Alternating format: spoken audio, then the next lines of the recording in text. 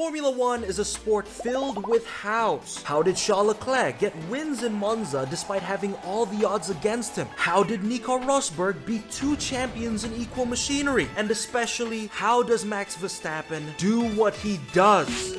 Max Verstappen dominates the Bahrain Grand Prix. Max Verstappen wins. Max Verstappen wins. Max Verstappen, you are a 4-time world champion. That is a phenomenal achievement. You know what, that is simply lovely. Now I know I've spoken about Max more times than F1 team principals have flown to Epstein's Island, but the man just keeps cooking after every video I make. Max is the embodiment of an all-you-can-eat buffet. He just keeps serving. But I'm done starting driver videos with pure glaze. It's clear that Verstappen is among the goats of motorsports. We all know that, and if you disagree, you get your hands off me. So I'm gonna switch things up this time and start this video with the biggest criticisms towards Mr. Sid. See, people love criticizing Max for many different things. Temperament, aggression, not caring enough. I don't care. How about that? Though I will say temper is definitely Max's weakness. He makes questionable decisions when he's boiling hot. Whenever anything is not going his way, he lashes out with unnecessary anger and borderline violence. So technically George is correct here, but it's the right message, wrong messenger. Also, temper can be Max's biggest strength at the same time, so these points are easy to rebut. First off, Max was busted up by his dad. You can't just race your trauma away. There's a reason people who say I miss her before driving end up kissing a tree. Second off, at least be thankful Max is redirecting his frustrations to other cars and not his daughters. But the biggest complaint people have with Verstappen is how he makes F1 boring. Max being boring was the biggest issue people had with him since 2022. But in reality, even during his domination, Verstappen is actually one of the main reasons why F1 is so entertaining. Like, let's take a look at F1 if Max never existed. 2016, no Red Bull win in Spain, no seat swaps, and Mercedes dominates completely. 2018, the crash between Daniel and Max would never happen, or the beef with Ocon, which is good for them, but beyond boring. 2019, Max was the only driver trying to chase down Mercedes. 2021, no championship fight whatsoever. It's a late lunch by Verstappen. However, Max and Lewis fans would be getting along. But screw that, because that's boring too.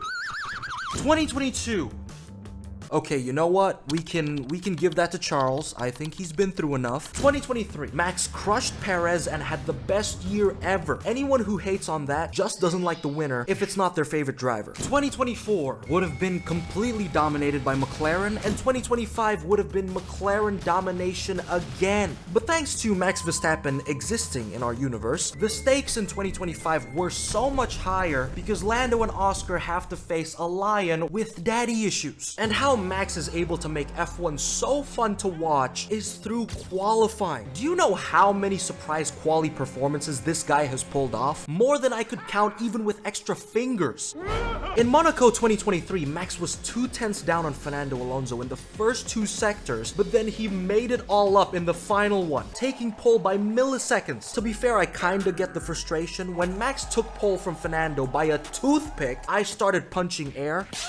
But I can't lie, that's pretty impressive. And don't get me started on 2025. Despite McLaren having the faster car, Max got pole in Japan, Miami, Silverstone, Saudi Arabia, where he stole it by half a toothpick. Then in Monza, he had provisional pole. However, Norris takes it away, but just 2 seconds later, Max steals it back again. If pole position was a person, they would be Max Verstappen's bitch. Then Baku came along, where almost every single driver crashed. Lando didn't, but he still bottled Norris, so he got out-qualified by a Williams. While Max proceeds to set pole like he's about to lose custody of his children. Personal take, 2022 to 2025's championships deserves to be given to Max. You know damn well if he was in the McLaren, the only thing that could stop him is Zach Brown sitting on the car feeding Lando fries like the professional boss that he is. Oh, and in Austin, after McLaren causes a civil war between between their fans, Max gets pole again like his family's on the line. And I have to mention, even if things don't go his way and Max loses championships in the near or far future, which I know will bring smooth brains to call him washed, fact is we still owe him for making F1 exciting. The thing about Max is he can lose really badly and still make that entertaining. Who's locking up? Who's going deep? Like in Mexico 2025, in the middle of a championship fight, Max qualifies 5th, but then he still sends it into turn 1, goes lawn mowing, but still somehow ends up almost getting 2nd if it wasn't for the spirit of Michael Massey possessing the steward's room. Now, the question people are always asking is, how is Max so good? Well, I've said this before, racing is in his blood, sweat, and sperm. So Max dives into every racing category. I like to try different kind of disciplines as well, just to test your skills in a different way. And one of his favorites, iRacing, a sim racing game that he's on 24/7.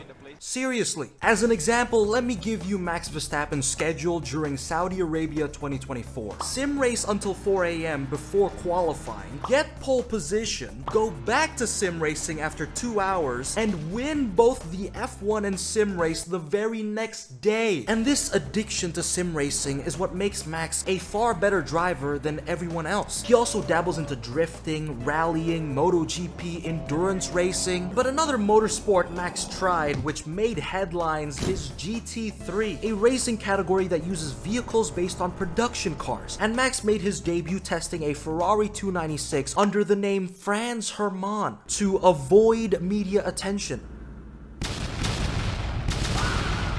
As you can see, it has worked wonderfully. But with that being said, here's my fully updated Verstappen nickname list. Franz Hermann, Mad Max, The Flying Dutchman, Max Verstappen, my personal favorite, Sid, Max Verstappen, gas station attendee.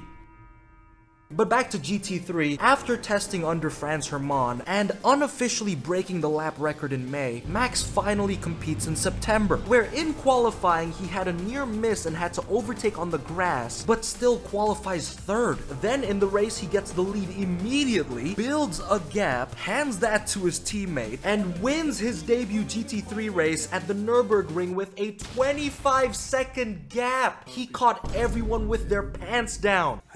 And in second place was Jan Mardenbro, a sim racer that the Gran Turismo movie was based on. So there's 2 big name sim racers on the podium. Look who's laughing now, mainstream media. Video games cause violence? False. Forcing your son to be an F1 world champion does. Get it right. And another thing I like about Max that I was never able to cover in my other videos is how relatable he really is. When Max isn't nutting all over his sim racing setup, he plays other games, Minecraft, FIFA, more FIFA,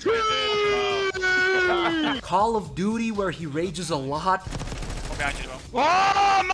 and he watches other racing categories. You can't park there, mate. Also, back to sim racing. In a 2024 mental health charity race, Max put stickers all over his car and it was pure art. Like, allow me to analyze this real quick. On the left, he put George Russell as Woody, a 10-second penalty, Sid the Sloth, Minecraft, him using a diamond helmet and a pickaxe with a speech bubble saying, "My pickaxe is fucked," and a photo that I think is his Miami 2023 pose. Then on the hood, he put a photo of Lando bottling his championship in Brazil, Minecraft TNTs, a McLaren logo, and just shit posts everywhere. And now we have the rear wing, which apparently has a long text that I think it's talking about the McLaren MCL38. Pause if you need to. And in the bottom of the wing, it says "Flash if you're horny." But anyway, if it wasn't clear from the start, Max is just as acoustic as all of us. So thank you, Max, for making me look like a normal person. And with that being said, my point is, this sloth isn't an industry plant that's trying to appeal to everyone. Max is authentic, and that's why he's so popular. Like in Monza 2025, McLaren swapped positions because Lando had a slow stop.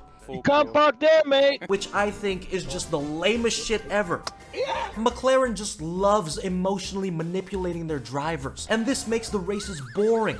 But then you have Max just laughing at it. Norris and Piastri have swapped places, Max. Just because he had a slow stop? It's not our business, but I guess it keeps it fair between the drivers in terms of championship.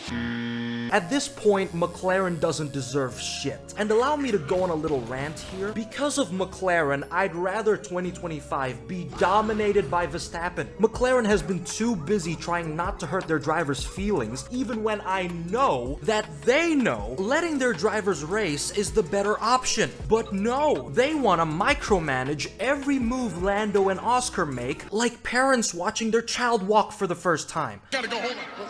Coach.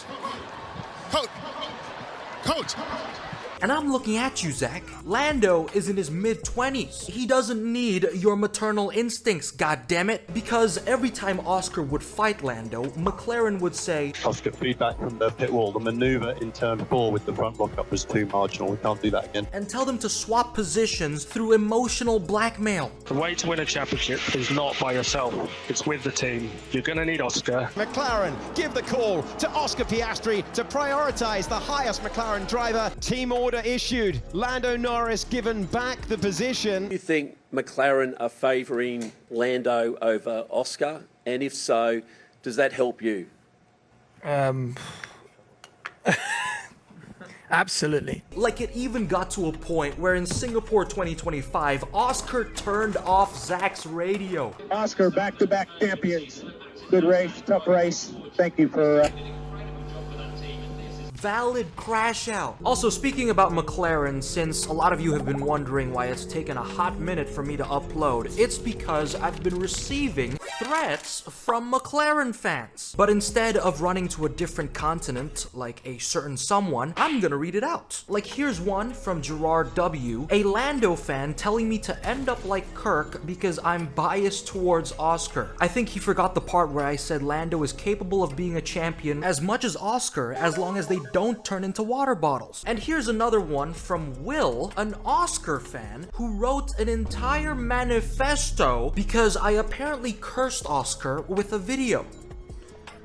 Not a single prediction was made in this video. But fine, I'll do you a favor too, Will, and for the Verstappen fans watching this, I'm gonna predict that these 4 drivers are going to have the worst careers over the next 10 years. So when a reverse jinx happens, everyone's happy. But if I end up right, you were responsible for this, Will. Ladies and gentlemen, this is the man you wanna get. I wanna start seeing some hashtag "this is all Will's fault." But back to Max, let's not forget he's doing all this in Red Bull, a team no one wants to join. And if they do, it's because their family's being held hostage. Now, Max has had multiple crash outs all because of this team in 2025. Silverstone. Whoa! Spain. Oh! Even V-Carb looks like the healthier team. So given that, no one wants to touch a Red Bull contract. And that's a big issue for them. But thankfully, I'm here with a solution. Dear Red Bull shareholders, I present to you my Red Bull recruitment ad. Roll it. Red Bull, a place where dreams stay as dreams, ambitions stay as ambitions, but at least you'll be ambitious for your whole life, and a place where you can experience the sheer thrill of running P17 behind a Haas or totaling your car. But in Red Bull, we won't fire you for being a creep or a toxic mess. You will only get fired for underperforming. So you want to diddle as many coworkers without any repercussions, or get diddled by coworkers? Well, Red Bull is your home. So sign that contract now, as it's time for you to play your part in completing Max Verstappen's shadow.